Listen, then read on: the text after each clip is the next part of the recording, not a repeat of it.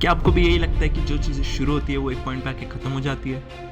या मुझे भी यही लगता है, लेकिन हम गलत हैं। कुछ चीज़ें ऐसी भी है जो शुरू तो होती है लेकिन कभी ख़त्म नहीं होती। नहीं, मैं कोई दिल जला आशिक नहीं हूँ, मैं तो बात कर रहा हूँ इन्फिनिटी की। क्या जोक मारा भाई। क्या आपको काउंटिंग आती है? नहीं, खुश होने वाली बात नहीं है, सबको आती है। लेकिन आपको कहाँ तक काउंटिंग आती है? Unit, 100, tens, 1000, 10,000, lakh, million, billion, trillion, quintillion, googolplex, इसके बाद क्या?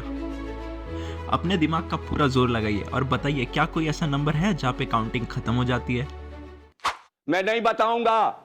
एक और सवाल आपके स्क्रीन पे, 10 डिवाइड बाई 3 कितना होता है? आप में से कुछ लोग कहेंगे 3.3 और कुछ लोग कहेंगे 3.33, लेकिन इसका एक्चुअल जवाब है 3.333333333333 टिल द डेथ। जिस चीज का कोई एंड ही नहीं है उसी को तो कहते हैं इन्फिनिटी, जैसे कि नंबर्स, स्टार्स, स्पेस और हमारे एग्जाम का सिलेबस। अरे बस कर, रुलाएगा क्या। इन्फिनिटी एक कॉन्सेप्ट है, अनंतता का कॉन्सेप्ट। इन्फिनिटी सिर्फ बड़े लेवल पर नहीं, छोटे लेवल पर भी पाई जाती है, जैसे कि रेत, आपके घर में पड़ा हुआ नमक और आपके सर के बाल अगर बचे हुए हो तो। अब कौन पकड़ के लेके आया इसे हैं? ध्यान से सुनना, एक इंपॉर्टेंट बात बताने जा रहा हूँ। मैथ्स में होते हैं नंबर्स। नहीं, ये इंपॉर्टेंट बात नहीं है, रुको। हर एक नंबर को दिया गया है एक नाम, जिसका इस्तेमाल हम आम जिंदगी में चीज़ों को गिन के समझने के लिए करते हैं। लेकिन मैथ्स में दो चीज़ें ऐसी है जिनका रियल लाइफ में एग्जिस्टेंस कोई मैटर नहीं करता है, लेकिन वो फिर भी है। जी हाँ, मैं बात कर रहा हूँ जीरो और इन्फिनिटी की। जब कोई आइटम यानी कि वस्तु नहीं है तो उसको डिफाइन करने के लिए हम जीरो का इस्तेमाल करते हैं। जैसे कि अभी मेरे हाथ में कितने आम हैं? 0। हे सीरी, मेरा अकाउंट में कितने पैसे हैं? You have 0.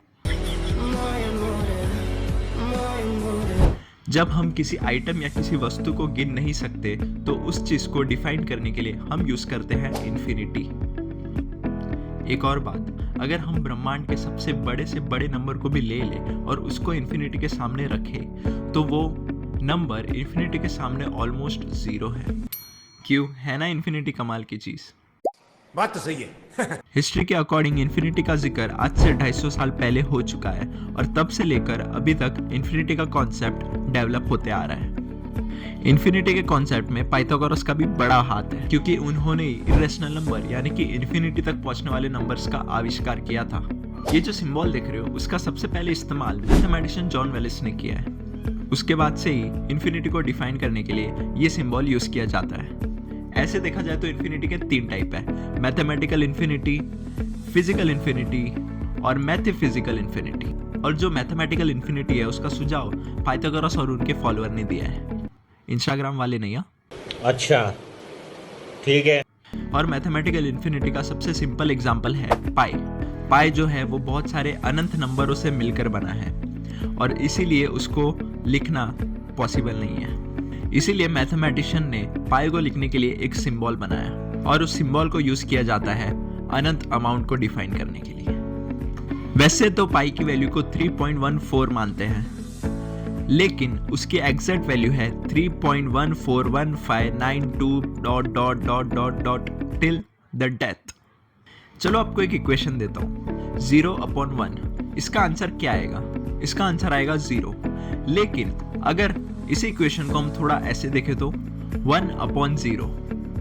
तो अब बताइए, अब इसका आंसर क्या होगा?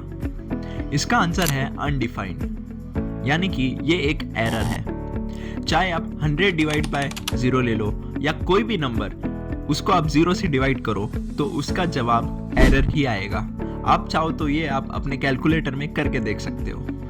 बहुत लोग बोलते हैं कि 1/0 इक्वल टू इन्फिनिटी, बट ये गलत है, क्योंकि इन्फिनिटी की एक वैल्यू है। भले हम वहां तक ना पहुंच पाए, लेकिन हर एक इन्फिनिटी की एक वैल्यू होती है। 0 की एक और खासियत है, आप 0 को किसी भी नंबर के साथ मल्टीप्लाई करो तो उसका आंसर 0 ही आएगा।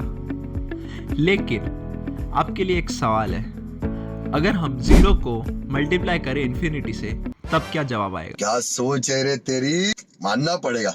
उम्मीद है आपको वीडियो पसंद आया होगा। आपका जो भी जवाब है आप कमेंट में बता सकते हैं, और आपका कोई और डाउट रहेगा इस वीडियो के रिलेटेड वो भी बता सकते हैं।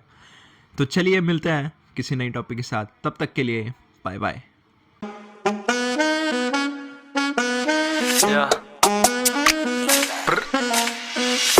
में तू आना ना, शाने हैं भाई लोग, मुद्दे की बात और बदल की बात ही मारते फुकरा